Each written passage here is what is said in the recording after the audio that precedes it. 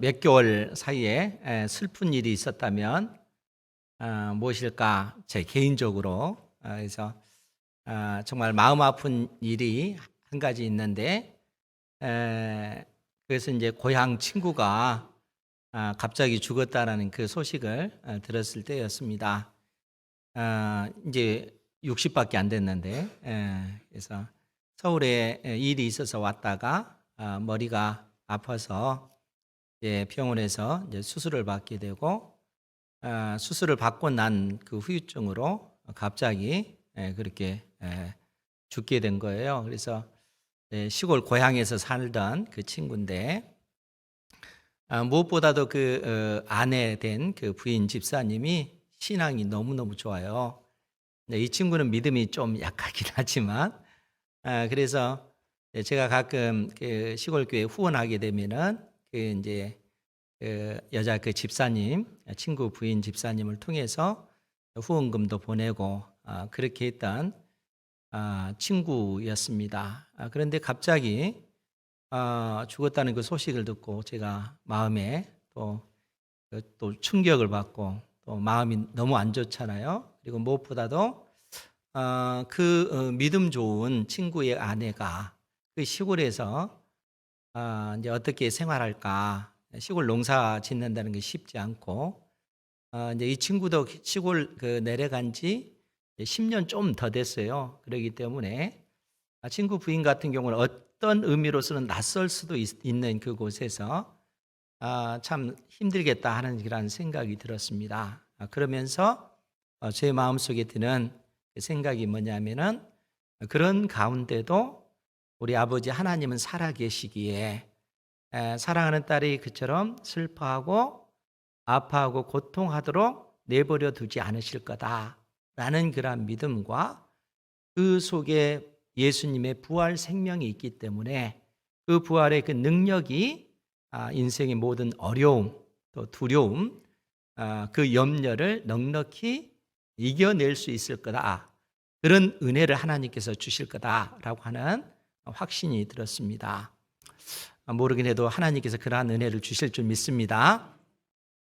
그런데 이제 이러한 어떤 인생의 그 어려움은 뭐 특정한 사람에게만 해당되는 것이 아니고 예수 그리스도를 신실하게 믿는 우리 인생 가운데 그러한 어려운 문제가 있을 수 있고 또 예기치 못한 인생의 그 실패로 인해서 지극히 나 자신만의 어떤 그 인생의 염려가 아니라 나와 관련된 사랑하는 아내든 남편이든 또 자녀들의 어떤 문제까지 연관해서 염려, 근심이 엄습해 들어올 때가 있다 하는 것이죠. 그런데 그러한 상황 속에서도 하나님께서 택한 자녀들을 그대로 내버려 두지 아니하시고 결국에는 주님의 그 권능의 팔이 우리를 붙잡고 계시고 결국에는 이렇게 세워주신다 하는 사실입니다. 이런 은혜를 믿으시기 바랍니다. 오늘 인생 가운데 어쩌면 가장 큰 실패의 어떤 그 경험을 했던 제자들에게 우리 주님께서 다시 나타나셔서 그들의 그 연약함을 어루만져 주시고 회복시켜 주시는 그러한 말씀을 오늘 말씀이 우리에게 가르쳐 주고 있습니다. 그것은 예수님께서 일곱 명의 그 제자들이 디베라 호수, 다른 말로 갈릴리 바다예요. 이 갈릴리 바다에서 다시 물고기 잡기 위해서 나아갔을 때 그런 그곳에 예수님께서 친히 가셔서 미리 숯불을 펴놓고 생선도 구워 놓으시고 떡도 준비해 놓으시고 지쳐있는 그 제자들을 다시 부르셔서 회복시켜 주시는 그러한 내용을 담고 있습니다. 죽음의 권세를 이기시고 부활하신 주님께서 제자들에게 그처럼 나타나신 거예요. 그런데 오늘 14절 말씀에 보면 뭐라고 기록이 됐냐면은 14절에 이것은 예수께서 죽은 자 가운데서 살아나신 후에 세 번째로 제자들에게 나타나신 것이라 이렇게 언급을 하고 있습니다. 그러니까 우리 주님께서 사망 권세를 이기시고 부활하신 이후에 세 번째 제자들에게 나타나신 거라는 거예요.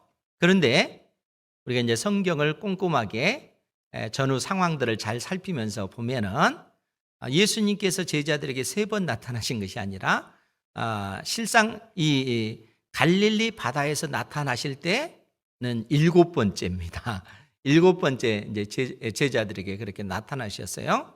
그러면 왜 3번째라고 했는가 하면 오늘 21장 1절에 보면은 뭐라고 표현됐냐면은 그 후 예수께서 디베랴 호수에서 또 제자들에게 자기를 나타내셨으니 나타내신 일은 이러하니라. 예수님께서 갈릴리 바다에서 물고기를 잡는 제자들에게 나타나셨는데 그 나타나신 그 상황이 이러하다라는 얘기예요. 그런데 우리가 예수님께서 십자가에 못 박혀 죽으시고 죽음의 권세를 이기시고 부활하신 후에 우리 주님께서 하늘로 바로 올라가지 아니하시고 이 땅에 무려 며칠 동안 계셨죠? 40일 동안 우리 주님께서 계셨어요. 그 사실을 사도행전 1장 3절에 그 내용 기록이 되어져 있는데 거기에 보면 그가 고난 받으신 후에 또한 그들에게 확실한 많은 증거로 친히 살아 계심을 나타내사 40일 동안 그들에게 보이시며 하나님 나라의 일을 말씀하시니라. 이렇게 기록이 되어져 있습니다. 그러니까 예수님께서 부활하신 이후에 이 지상에서 40일 동안 계셨고 이 40일 동안 계신 그 목적이 뭔가라고 했을 때 제자들에게 예수님께서 사망 권세를 이기고 확실히 부활하셨다 하는 사실을 보여주시기 위해서라는 거예요. 더더구나 성경에 기록된 예수님께서 부활의 그 모습을 제자들에게 보이신 그 사건이 그 내용들이 무려 11번 그렇게 기록이 되어져 있습니다. 그러니까 예수님께서 40일 동안 제자들에게 11번 보이셨다라는 사실을 성경이 기록해 놓고 있다는 거예요. 그런데 예수님께서 십자가에 못 박혀 죽으시고 그 죽음의 권세를 이기시고 부활하신 그때가 안식구 첫날, 우리식으로 얘기하면 주일날 새벽에 예수님께서 부활하신 거예요.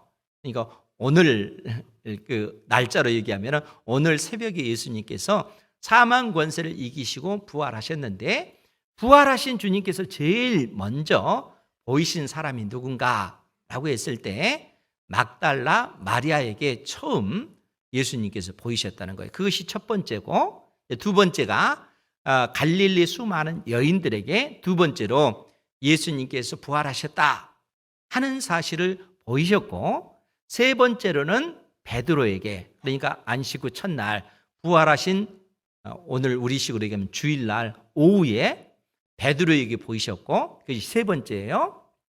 네 번째는 엠마오로 내려가는 두 제자에게 예수님께서 부활하셨다는 사실을 명확하게 보여주셨습니다. 그리고 나서 저녁 때에 밤에 도마를 제외한 제자들이 함께 모여 있을 때 예수님께서 그곳에 친히 나타나셨어요. 그리고 제자들에게 구운 생선을 가져오라 해가지고 굽고 있는 그 생선을 친히 예수님께서 먹으셨어요. 왜 먹으셨을까요? 왜 먹으셨겠어요, 예수님께서? 배고파서? 그게 아니잖아요. 그러니까 배고파서가 아니라 예수님이 진짜 부활했다 하는 사실을 제자들에게 명확하게 보여주기 위해서 구운 생선을 드신 거예요. 그러니까 제자들에게 믿음 없는 자가 되지 말고 믿는 자가 되라라는 그러한 교훈을 주시는 것이 그것이 다섯 번째입니다. 근데 문제는 뭐냐면은 그 자리에 누가 없었다고요? 도마가 없었다는 거예요.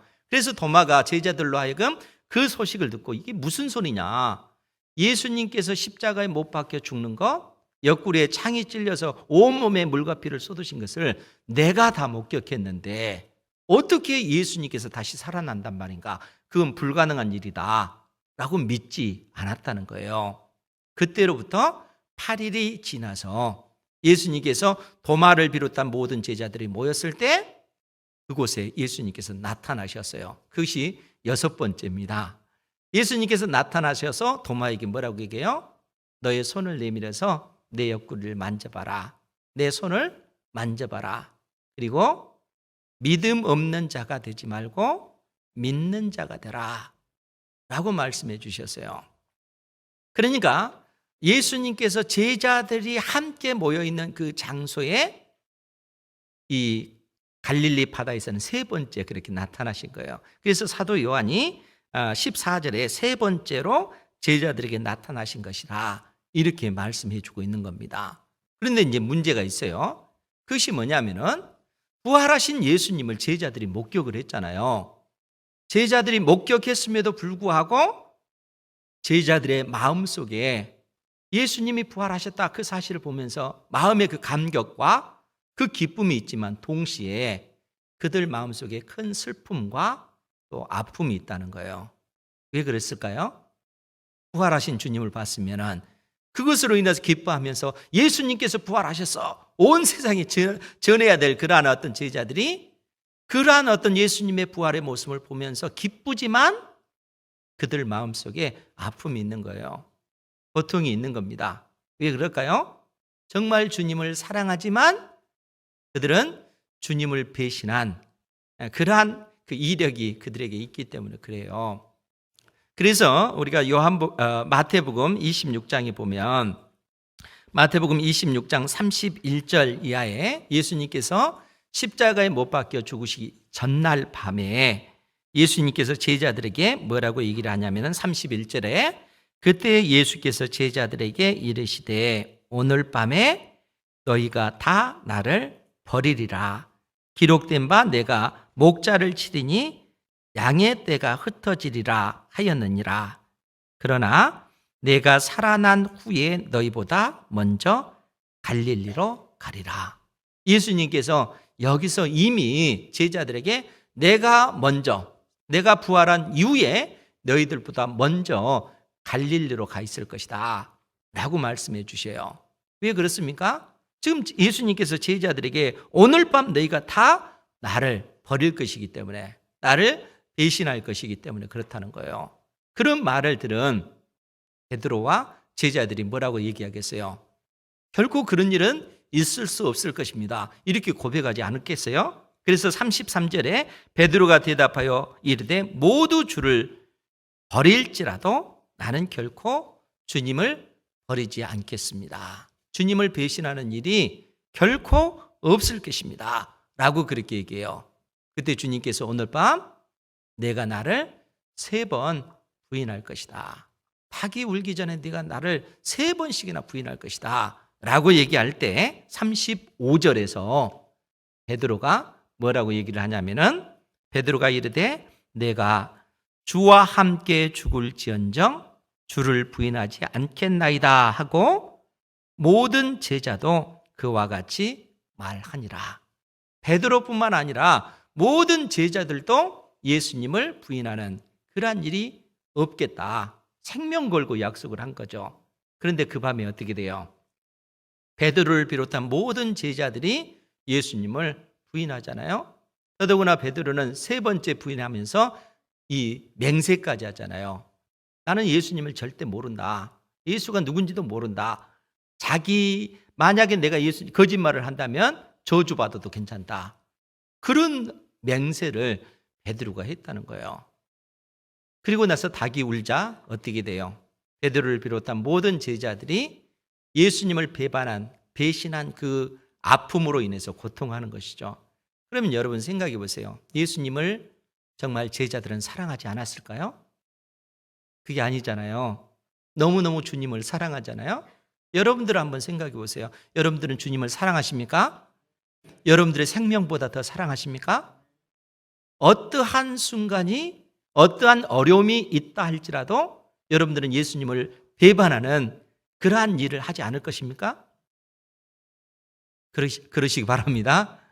그런데 이제 문제는 뭐냐면은 베드로를 비롯한 모든 제자들의 실상은 그 마음이었다는 거예요. 정말 주님을 배신하는 그러한 일이 없을 거라고, 자기 생명을 바쳐서까지라도 주님을 사랑하고자 하는 그 열망이 그들 속에 있다는 거예요. 그런데 문제는 뭡니까?